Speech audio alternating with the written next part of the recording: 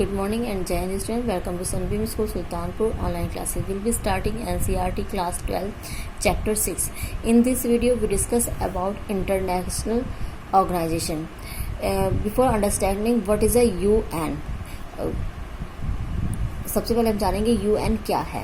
UN United nation इसको establish किया गया था 1945 में। इसके 51 मेंबर्स कंट्रीज थी, इन्होंने इसको मिलकर इस्टेब्लिश किया था। यूनाइटेड नेशन को इस्टेब्लिश करने के पीछे रीज़न क्या था? The United nation was establish in 1945 immediately after the second world war के खत्म होते ही इसको इस्टेब्लिश किया था।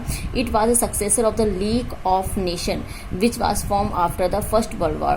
फर्स्ट वर्ल्ड वॉर के टाइम में ये जो एक ऑर्गेनाइजेशन था वो था लीग ऑफ नेशन, उसी को बाद में नेम चेंज करके यूनाइटेड नेशन नेम दे दिया गया।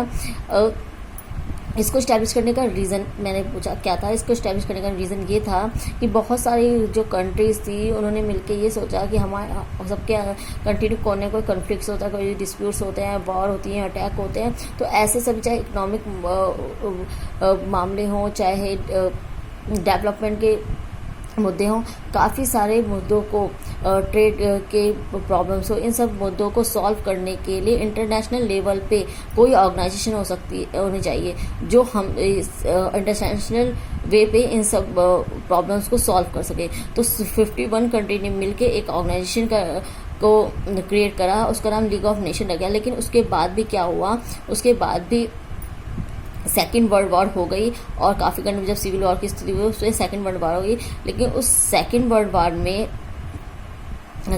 वॉर होने के बाद भी सब कंट्रीज इस लीग ऑफ नेशन को ख़त्म नहीं करना चाहती थी। उन्होंने कहा वो इसके सपोर्ट में थी और इसको नेम चेंज करके यूनाइटेड नेशन कर दिया गया। लेकिन उस टाइम में एक रीज़न ये हुआ कि उस टाइम की जो बड़ी दो पावर थी उनमें से एक पावर जो थी वो डिस्ट्रॉय उसका कोलैप्स हो चुका था।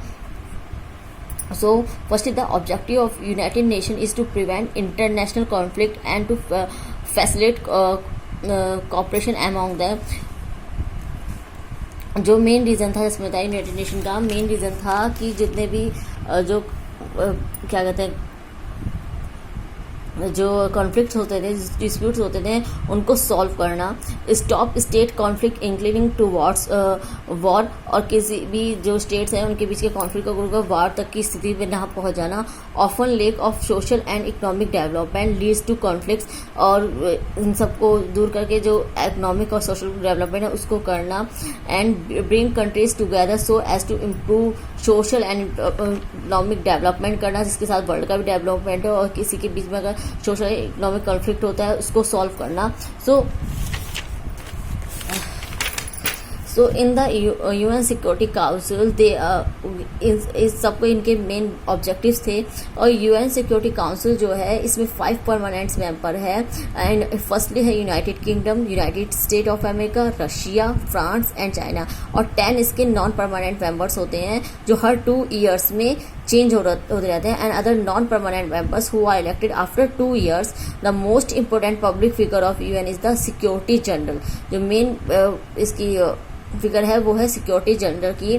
दे are 5 different structure and agencies of the UN. The include WHO world health organization, जैसे कोई हेल्थ से रिलेटेड कोई भी किसी भी कंट्री में कोई प्रॉब्लम होते हैं तो WHO सॉल्व करता है। UNDP United Nation development program, countries के डेवलप को लेकर जो कोई भी प्रोग्राम जो वो सब करता है। United nation human right commission, लोगों के राइट्स को लेकर। United nation high commission for refugees के लिए सभी प्रॉब्लम सॉल्व करना। और United nation economics and social corporation, UNICEF, इसकी मेन 6 स्ट्रक्चर हैं। अदर भी इसके काफ़ी सारे एजेंसीज हैं जो अपने अपने स्तर पे जो वर्ल्ड है उनके वर्ल्ड में जो कंट्रीज 196 करीब इसके मेंबर्स हैं जो परमानेंट नहीं है, उन सब की प्रॉब्लम्स को सॉल्व करना। Now thank you student. In next video we discuss other topic.